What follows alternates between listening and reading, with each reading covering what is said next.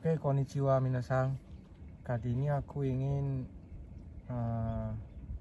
cerita gimana sih rasanya kalau kita kendala di bahasa,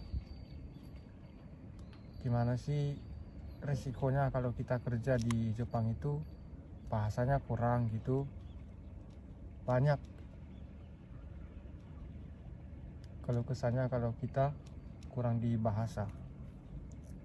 Yang pertama, kalau kita ketemu di orang-orang yang masih memaklumi kita gitu di perusahaan itu masih dimaklumi kita karena kita orang luar gitu kan, yang baru 1 tahun lah, paling lama 1 tahun kita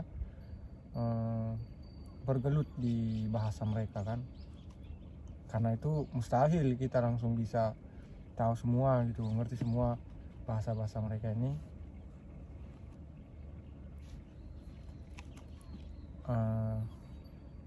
Sesuai pengalamanku ya, yang paling sulit itu kalau kita kendala bahasa itu kalau misalnya kita tuh disuruh tapi kita langsung jawab iya gitu, misalnya Achini Hanma tote kureru digitui kan. Nah, kalau orang Jepang itu kan ngomongnya langsung kayak cepat gitu. Gimana kalau mereka ngomong dengan sesama orang Jepang gitu, nggak disamain, nggak dibedain gitu, malah disamain sama kayak sesama orang Jepang.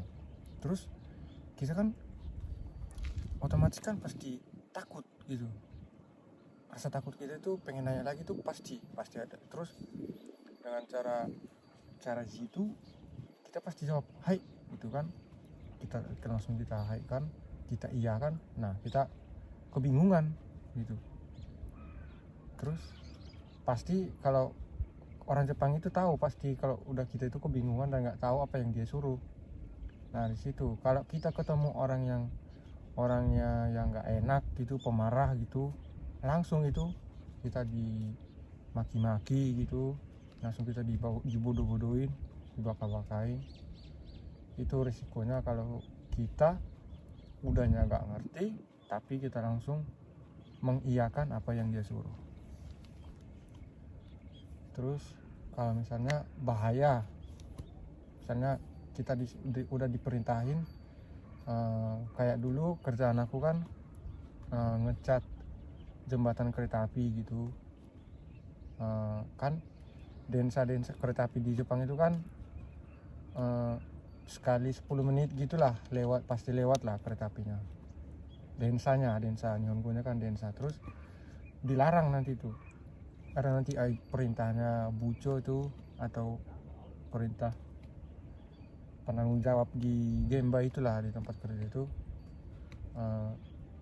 misalnya disuruh nanti 10 menit lagi jangan masuk ke rel gitu, jangan melewati batas ini gitu. Nanti kita iakan, rupanya kita nggak ngerti kan, otomatis kita celaka sendiri kan, kita menyelakai diri kita sendiri dan buat masalah besar di perusahaan. Karena kalau sempat kita, apalagi kita ini kenshusei peserta magang itu, celakanya saat jam kerja itu kaisannya bisa kena penalti, perusahaannya bisa kena penalti, dan kita pun taiheng juga kan, kita kesusahan juga di sini. Terus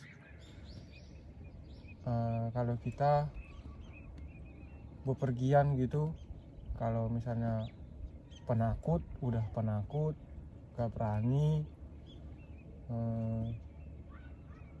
kita pasti kebingungan. Kalau misalnya kita di luar gitu pengen nanya cara ini gimana, cara beli ini gimana, cara bayarnya gimana gitu. Jadi saranku sih, kalau kita udah kurang di bahasa, ya mentalnya sih harus disiapin lah sebelum ke Jepang ini. Jadi modal berani pun bisa cukup, berani nanya, jangan banyak diam, jangan langsung mengiyakan tapi nggak ngerti. Terus kalau yang memang nggak semua sih, nggak semua orang langsung bisa nangkep bahasa Jepang ini kan, langsung bisa ngerti gitu ya. Setidaknya berusaha lah belajar sedikit demi sedikit, karena banyak juga sih yang beropini, udah nyampe di Jepang lagian yang penting bisa kerja katanya. Ya itu sih beda-beda orang ya kan, tapi versi aku tuh apa salahnya kita nambah-nambahin kosakata gitu. Emang nggak langsung masuk, karena jujur aku udah 3 kali tes bahasa Jepang N3 kalah, tapi aku nggak nyerah, aku coba lagi nanti gitu. Jadi menurut aku ya, bahasa Jepang itu bagi kita itu ilmu, keselamatan gitu. Bahasa Jepang itu keselamatan bagi kita, buat kita kemana-mana kan pasti bahasa Jepang.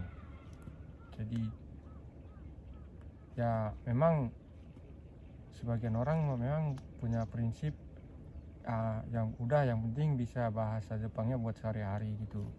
Ya itu memang nggak salah sih, tapi alangkah baiknya kita makin perdalam bahasa Jepang ini, karena nggak bakalan sia-sia itu bukan hal yang sia-sia.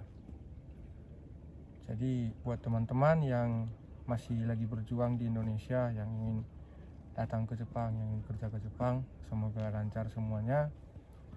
Semangat, jaga kesehatan, mentalnya disiapin, karena di Jepang itu nggak seindah di story.